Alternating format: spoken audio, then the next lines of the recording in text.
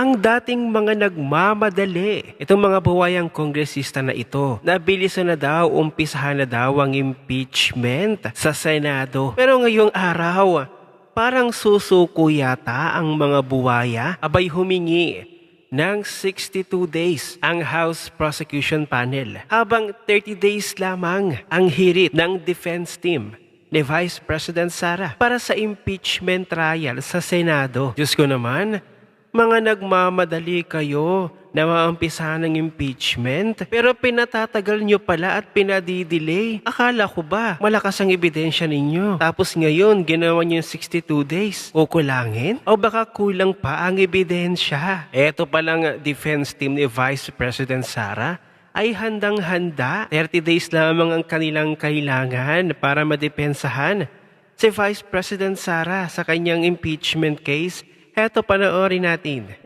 If I will consider the number of witnesses and exhibits of both parties, mukhang hindi kakayanin Ay, ng hanggang September lang. problema mo yan. Nevertheless, the number of trial dates Scoop po. for the prosecution and the defense is subject to the discretion of the impeachment Mga court. nagmamadali kayo. So it will be the impeachment court who will have the final say.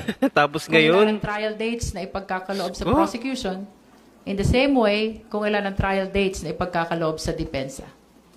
may problema naman pala kayo. Pero nag-reflect na po ito dun po sa ibinigay niyo pong trial date sa impeachment court, yung more than 3 months. We submitted our list of witnesses and documents, including the possible number of trial dates.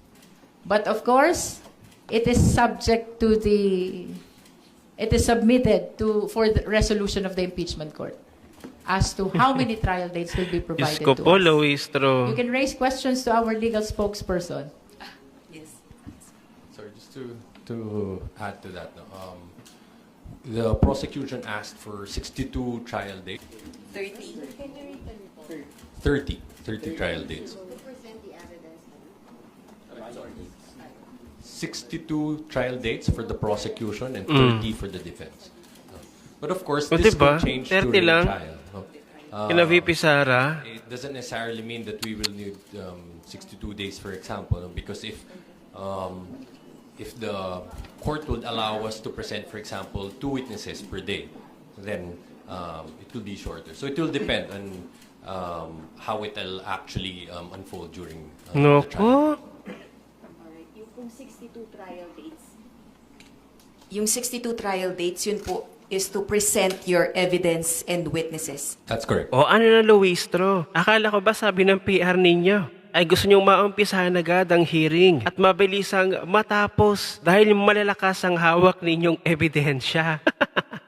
Pero ngayon, naandyan na kayo. Nasa stage na kayo ng impeachment. Humihiling kayo ng 62 days.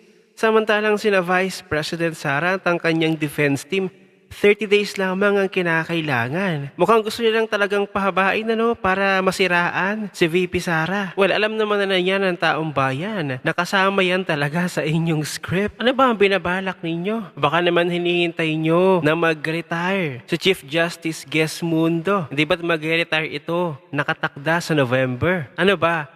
May binabalak na naman ba kayong masama? Excited pa naman ang taong bayan. Tapos ganito lang, Luistro? Patatagalin nyo naman pala. Ang tapang-tapang nyo nung una, tapos ngayon, pababagalin nyo ang inyong proseso ng impeachment. At speaking of impeachment, pinagtatalunan din kasi kung ilan ba talaga ang boto para sa conviction ni Vice President Sara. Well, eto lang naman ilang araw nang nagsama-sama ang dating mga Chief Justice at framers pa ng 1987 Constitution. At hindi lang yan, ang nag-preside pa noong impeachment ni Erap Estrada. Nauna nang nagbigay ng pahayag at statement si former Chief Justice Hilario Davide, ang isa sa framer ng 1987 Constitution. At ayon sa kanya, 16 na boto ang kailangan para ma-convict si Vice President Sara. At ayon naman sa dating Supreme Court Associate Justice Adolfo Azcuna, 16 na boto pa rin talaga ang kakailanganin para sa conviction ni Vice President Sara. At lahat daw ng senador ay kinakailangang isama sa bilang. At recently lang, ito namang si Attorney Romy Macalintal. Aniya, hindi naman daw pwedeng baguhin ang nakasulat sa batas. Hindi pwedeng baguhin ang numero ng bilang para sa conviction. At para sa buong detalye, heto ang pagpapaliwanag ni Attorney Romy Macalintal. Panoorin natin. Okay, dito tayo sa impeachment. Ba't nyo nakikitang makakaabala, makakaapekto itong pagtatalo tungkol sa numero ng kung paano Talagang makumpleto ng isang pinag-iinitan ng akusado? numero. Para sa akin lang naman, with due respect sa prosecution at saka defense, hindi naman po pwedeng baguhin nila. Hindi nila pwedeng baguhin ang numero. Sapagkat narin ang numero, sinasabi ng saligang batas, 2/3 vote of all the members of Congress of the Senate. Kaya lumalabas na 16 ang boto. At yan ay hindi bahagi ng pre-trial. Hindi pwedeng pag-usapan yan. Hindi pwedeng magkaroon ng agreement. Tama. Hindi pwedeng sabihin, ganito na lamang ha, ang atin, hindi po pwede yun. Kasi batas yan saligang batas ang nagsabi na ganito ang numero. Kaya yan hindi pwede maging bahagi ng diskusyon o pagtatalo na magkakaroon lamang sila ng compromise agreement na ganito ang magiging basihan. Totoo. Siyempre pa, mga taga-defense, they will always insist na yan ay 16. Sasabihin naman na, ay hindi, kailangan kasi minabawas na. Kaya hindi po pwedeng magkasundo. Pipilit nila yan. Kung yan ay pagtatalunan. No, kaya ayan ay maging abala lamang sa kanila at mag-aaksaya lamang sila ng panahon. Totoo. Opo. Pero Attorney Mac, dahil ito'y napag-uusapan na, hindi ho ba pwede o kaya hindi ho ba ginagawa ng Supreme Court na parang motu proprio ay maglabas ng clarification Kautosan, tungkol dyan? oo. Ay hindi gagawa ng ganun ang Supreme Court kasi hindi naman sila nagbibigay ng mga advisory opinion Okay. Hindi ganun ang ulit. Dapat magkaroon ng actual case or controversy. Controversy, Pero para sa akin, Jerry and Tina, merong nakabinbi na petisyon si Senator Peter Cayetano. Yes, totoo. Na noong matanggal siya bilang Senate President, siya ay naghain ng petisyon sa Korte Suprema. Kinwestiyon niya yan. Yan, oo nga pala. Sa kanya. Oo. Ngayon, bahagi ng pagkaka-question niya dyan ay yung issue tungkol dyan sa 2/3 vote na yan. Na iyan sa mga ni-raise niya. Sinabi niya, paano mga detained prisoners na yan? Pwede ba silang bumoto? Yung mga missing, pwede ba silang bumoto? Ayun. Paano na interest hold? Sana mabigyan ng Bago clarification. ng bagong majority. Sinabi nila 2/3 vote of those present. Pero maraming mga provision ng saligang batas na nagsasabi ng 2/3 vote of all the members. Yes. Kaya ang sabi ni Senator Peter Cayetano sa Korte Suprema, dapat ito ay i-resolve rin ninyo. Ngayon, dahilan ito ay kasama o bahagi ng petisyon ni Senator Peter Cayetano, palagay ko mas makakabuti kung ang ating Korte Suprema ay bibigyan ito ng pansin. Ayun, at pumagitna gagawa na. ng kanilang ruling sa bagay na ito. Yan naman ay depende sa Korte Suprema kasi baka nasa sabihin na kanila lang yun. ng court na ay moot and academic na kasi yan dahil sa nanalo na Natapos si na. Oo. Yun nga lang. Yun nga lang, no?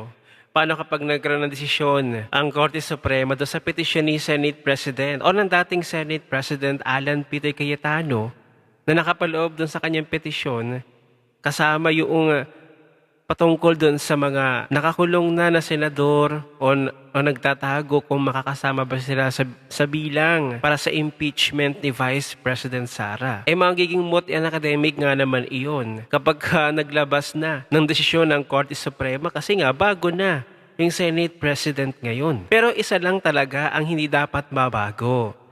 16 na boto po ang kinakailangan para ma-convict si Vice President Sara at mapatalsik po siya sa kanyang pwesto.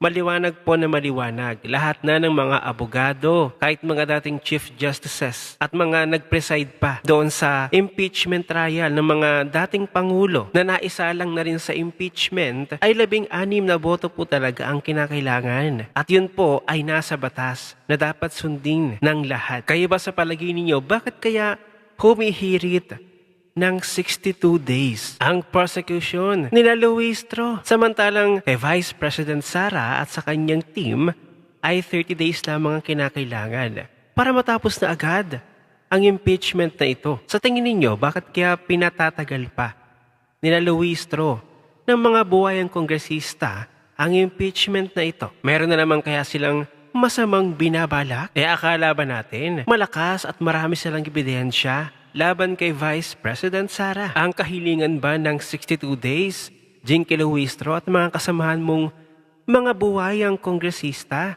ay nangangahulugan ba na mahina ang inyong ebidensya, kulang sa ebidensya, kapos sa ebidensya, hindi talaga matibay ang inyong ebidensya? Kung ganito rin lang, baka totoo talaga ang sinabi sa balibalita na kinain kayo ng buhay ni Atay ni Sheila Season. Ano ang inyong opinion? I-share mo na ang video na ito. Mag-iwan ng comment at like sa ibaba at magkita-kita ulit tayo sa susunod na video.